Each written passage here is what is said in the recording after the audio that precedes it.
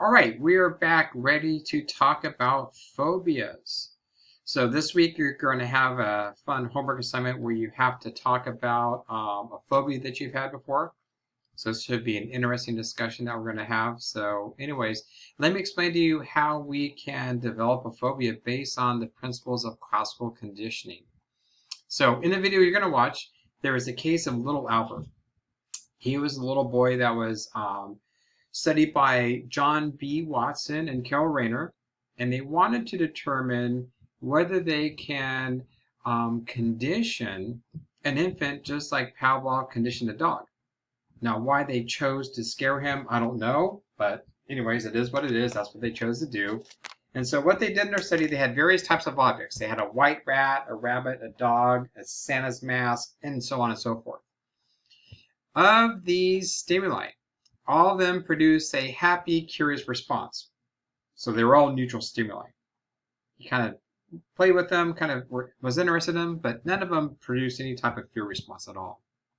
Only one of them, which was the unconditioned stimulus, produced a fear response, which is the unconditioned response. And that was a loud noise. And what would happen is that as little Albert was sitting on the floor, Watson would sneak up from behind, strike a loud gong that would startle and scare little Albert and cause him to cry. So that's how they produced the fear response.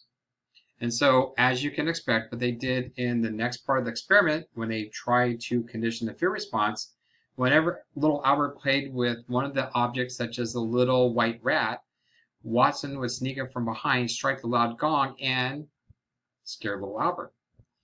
And so then what happened after this, it only takes like one or two pairings for this to occur.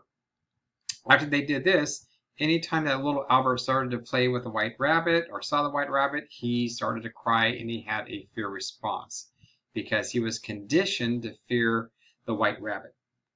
And not only that, he had generalizations, so any white furry objects such as the cotton balls also produce the same type of response. So that's kind of the tragic story of little Albert. And I guess the sad thing is I can imagine what must have happened at Christmas when his mom took him to the department store, set him on Santa's lap to have his picture taken, and he sees this big white furry beard. I guess that could have produced a little bit of a fear response. So anyways, so that's the story of little Albert. So what we're going to do now is talk about how all of us can develop phobias very simply. So the word phobia comes from the Greek word morbid fear. So that's what it actually means, a morbid fear. And usually what you do is you just have a suffix that's related to the object that's going to be conditioned, and that's how you get your phobias. So keep in mind, however, that all these are irrational. We are not born to fear spiders or snakes. These are all conditioned, or these are all learned. Now, the good news is that because they are learned, they can also be unlearned, which we'll talk about in a little bit.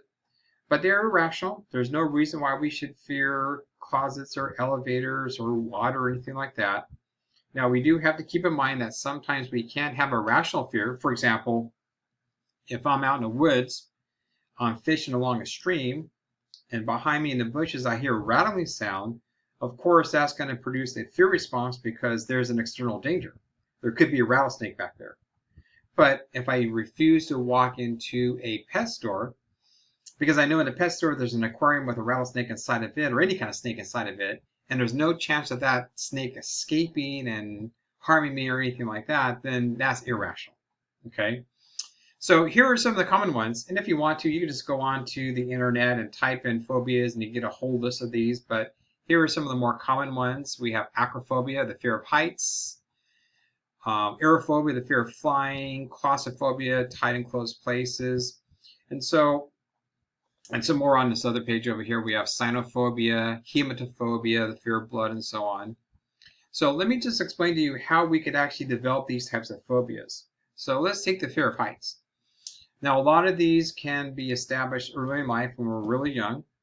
And honestly, if you think about it, you can probably pretty much figure out when all these were developed. But anyways, think about heights. What can happen here is that maybe a baby can fall out of their crib. Maybe they roll off the couch. Maybe their dad takes them outside and decides to play with them, so he's going to throw them up in the air And then when the baby's coming down, the dad pretends it's not going to catch it. The baby's scared, and all of a sudden, dad reaches out and grabs it all of a sudden. And the baby's like, I guess, laughing. I don't know. But, I think they're having fun, but the kid's probably scared to death. And then what he does, he has his buddy stand over on the other side of the lawn, and he starts throwing the kid back and forth, playing catch with him. So I can imagine that's the easy way that you could develop a fear of heights. Maybe a fear of water could happen when a baby's being given a bath. Maybe they get soap in their eyes that causes them to become fearful. And then what happens is that the mom or dad who's ever given a bath gets a cup of water, splashes it all over their face. And so that splashing water becomes associated with the fear they're having. And that's why, even as an adult, some people don't want to take baths because they're standing water. They can take a shower because the water drains out, but they can't take a bath. Maybe they don't want to go into swimming pools. Maybe they don't want to go into the ocean. It just depends. And one of the common things that you always hear is like, well, if I just throw my kid in the water, he'll get over it. Well, that's a technique called flooding. It doesn't work very often. Actually, it's just going to produce a panic attack probably. So we'll talk about some more effective ways here in a second to treat that. But here are some other examples. Maybe claustrophobia. What happens here is as a child, you have a brother who locks you inside a closet. You can't get out, so you start to panic. That produces your fear response. And so then after that, any tight enclosed space, such as an elevator, can generalize the fear response. Also, a lot of times, like animals, what can happen here is that maybe there's a mouse inside the house and people start running and screaming and standing on the furniture like this mouse is going to kill you or something. And I remember once I was at my grandmother's house. She was jumping on the couch. She got a broomstick and was trying to pound the mouse with a broomstick. And so, God, I can imagine people can develop a phobia from seeing that. Or even something such as, your mom's reading a book to you. It's one of those little picture books that has the different animals inside of it. And so, you have the cute little cats and the cute little cows or whatever. And then you get to a picture of a snake. And then all of a sudden your mom goes, it's going to bite you, and she tries to pinch you or something like that. That's how you can easily develop these types of phobias. So anyways, that's how it happens. And so what we're going to do in our homework assignment is you're going to discuss the phobia that you have, and hopefully you can explain how you learned it. They're very common. Now, the good news is that these can be easily extinguished, very easily to extinguish. And so we don't want to do flooding like we said, but they do have a technique called systematic desensitization. This is where you pair a new stimulus, such as deep breathing exercises that produces relaxation, to the fear-provoking stimulus. And so then you gradually introduce the deep breathing exercises with the introduction of the fear stimulus, and hopefully that overcomes your fear response. So what can happen is that suppose that you have a fear of tight enclosed places like elevators. What can happen there is that you can work with a psychologist, or you could actually do it on your own. You don't need a psychologist for this. But anyways, what would happen is that you would see pictures of elevators first, do your deep breathing exercises to reduce your anxiety. Then a couple of weeks later, you may actually walk to a building and go inside and look at an elevator, do your deep breathing exercises to reduce your anxiety. Finally, you can actually get to the point where you can sit inside the elevator, do your deep breathing exercises, the fear goes away. A lot of times people do this without realizing it. For example, maybe you have a child who is fearful of dogs. Maybe a dog barked at them and startled them. Maybe they're walking to school and out of nowhere a dog comes running and jumps on a chain link fence and barks and scares them. So it's easy for kids to get these types of phobias, the fears of dogs. So what you would do there is you would just get the dog, hold the dog, maybe put your hand on its muzzle so it can't open its mouth and show its teeth or bark or anything like that. You gradually let the child get closer and closer to the dog until they can actually start to touch it and maybe pet it. And then once they feel comfortable with it and feel relaxed by the dog, then you gently let go of the mouth of the dog and the dog can start licking them, and then the phobia is gone. Same thing happens with swimming. Maybe some of you guys have gotten swimming lessons before. The main thing you have to do there is get rid of the parent, because they're usually the ones that make the phobia worse than what it really is. So you get rid of the parent, and then you put the child by the water. You don't put them in the water yet. They'll do it on their own. You can let them sit there and watch the other kids having fun. Eventually, you can get the child to move to the edge of the water. They can put their feet in. They feel comfortable doing that. Then you can hold the baby or the child and walk in the water while you hold them. They get comfortable doing that. You have them start blowing bubbles and doing head bobs, and next thing you know, the phobia is gone.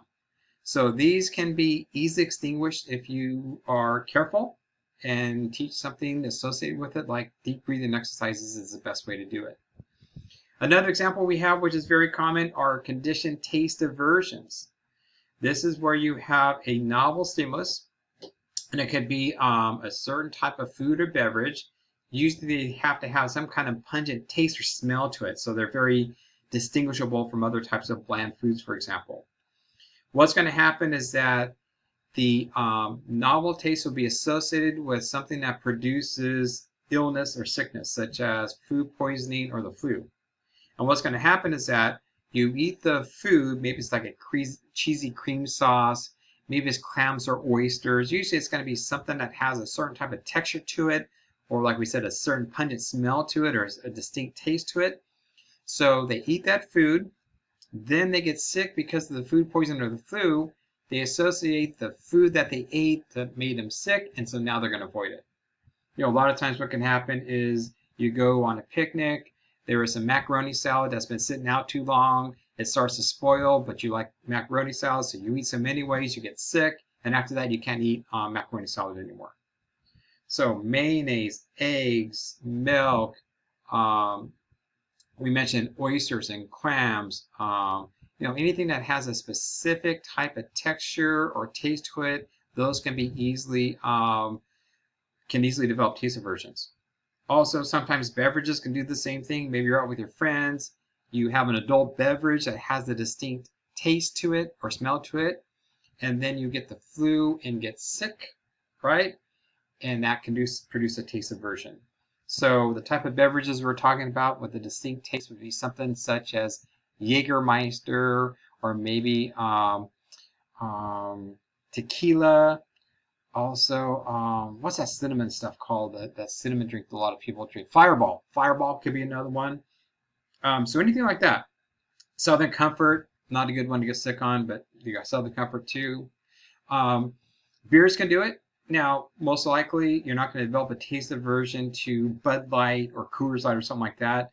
But if you drink some Guinness, for example, that can produce a taste aversion because Guinness has a different type of smell to it, a different type of texture to it than the Bud Light or the Coors Light does. And so that's how you develop a taste aversion to it. And what's going to happen is that if you ate the food again, you drink the beverage again, it's not going to make you sick. But what happens is psychologically, you make yourself just feel nauseous. Just thinking about it, fearing that you're going to get sick, you get all worked up, you start to feel nauseous just thinking about it, and that's why you avoid it. But if you actually ate the food, you probably could easily extinguish it if you wanted to. So it's amazing how many people use avoidance behaviors to avoid certain types of places or objects or foods or whatever. We'll talk about that in operant conditioning. But a lot of people do use avoidance behaviors to avoid things that produce these types of reactions. A couple other ones really quickly. We have sexual paraphilias. What happens here is you can have an inanimate object such as a shoe that's associated with sexual arousal that can produce a paraphilia. That's going to be sexual arousal to an inanimate object. So what happens here is like, well, at least when I was a kid, what happened is that if you got a hold of, say, your dad's Playboy magazine, you opened up to the centerfold, you see this beautifully airbrushed woman, all well proportioned, you get sexually aroused by it. And so what's going to happen here is that the beautiful woman is the UCS, she produces the arousal, which is the UCR, but what's going to be associated with it is the fact that she's totally naked except for the idea that she has on spiked heels or high heels. And so that inanimate object, the high heels, is associated with the sexual arousal. So then later on, high heel shoes can produce sexual arousal. And so a lot of people always think, this is crazy, this can't be true. But, a couple examples. If you go down to a club where women dance on poles and make money doing it, they can become totally nude as they dance on the poles, except for the fact that they have spiked heels on. Also, I've been told that they make these adult videos where women get totally naked and perform sexual acts, except for the fact that they have high heel shoes on. So my question is, well, why do they do that? you always ask women, they say they're not comfortable to wear, but when they go out to clubs or go dancing or something like that, they wear the heels. So I'm just throwing it out there. You guys tell me. I'm just a person who has questions. That's all. But anyways, any type of object such as fur or lingerie or silk, stuff like that can also produce these type of reactions. So once again, if you guys want to talk about more about this, we can talk about it in our Zoom talk this week. If not, you can post messages on the lecture board. We'll go over it over there too, or on the Q&A discussion board. We'll talk about it there too. And there's some other examples here that we don't have time to go over, but if you are interested in it, such as advertising, using models to associate themselves with products to get people to buy it, we can do that. A good example there would be the Air Jordan shoes. Anyways, if you guys want to talk about that, just let me know. We'll talk about it in our meeting later on this week. Until then, thanks you guys for listening, and we'll talk to you guys soon.